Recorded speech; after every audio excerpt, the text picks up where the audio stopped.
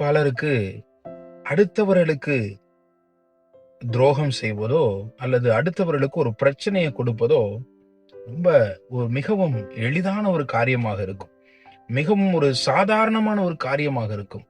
அதை அவர்கள் சர்வ சாதாரணமாக செய்து கொண்டே செல்வர். அதிலே மகிழ்ச்சியும் அடைபவர்கள் உண்டு.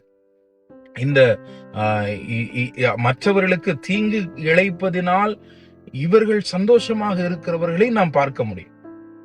இப்படிப்பட்ட ஜனங்களுக்கு ஒன்று சொல்ல வேண்டுமானால், அல்லது இப்படிப்பட்ட ஜனங்களை விட தெரியாமல் மற்றவர்களுக்கு செய்தவர்களும் உண்டு, தெரிந்து மற்றவர்களுக்கு செய்பவர்களும் உண்டு. அவர்களுக்கு வேதம் ஒரு காரியத்தை காண்பித்து கொடுக்கிறது பாருங்கள். ஆதியாகமம் 42 அதிகாரம் 21 வசனத்துல கிட்டத்தட்ட 30 வருடங்களுக்கு மேலாகிவிட்டது.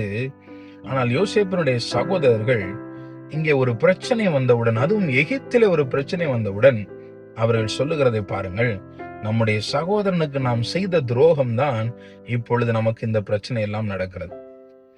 அவர்களுக்கு இன்னமும் தெரியாது யோசேப்பு தான் அவருடைய சகோதரன் என்று சொல்லி. ஆனால் நான் யூகிக்க முடிகிறது, இந்த பிரச்சனை வந்தவுடன் அவர்கள் இதை நம்முடைய சகோதரனுக்கு செய்த துரோகத்தினால் தான் இந்த பிரச்சனை வந்திருக்கிறது என்று சொல்வார்கள். ஆனால் இதற்கு முன்பதாக என்ன பிரச்சனை வந்தாலும் அவர்களுக்குள்ள இதைத்தான் பேசியிருப்பார்கள். பஞ்சம் வந்த பொழுதும் அதைத்தான் பேசியிருப்பார்கள். அவருடைய வீட்டுல ஒரு ஆடு மாடோ ஏதோ ஒன்று இறந்து போனாலும் இதைத்தான் பேசியிருப்பார்கள். நம்முடைய சகோதரனுக்கு நாம் செய்த துரோகம் தான் இந்த பிரச்சனை எல்லாம் நமக்கு வந்திருக்கிறது என்று சொல்லி. பிரியமான தேவனுடைய பிள்ளைகளே, மற்றவர்களுக்கு செய்கிற அந்த பாவமும் குற்றமும் துரோகமும் உங்களை வாழ்நாள் முழுவதும் வாதித்து கொண்டே இருக்கும். ஆகவே ஒருவருக்கும் துரோகம் செய்யாதிருங்கள். இது வாழ்நாள் முழுவதும் உங்களை அரித்து கொண்டே இருக்கும். உங்களுடைய மனதை உறுத்தி கொண்டே இருக்கும். உங்களுடைய சமாதானத்தை கெடுத்து போடும்.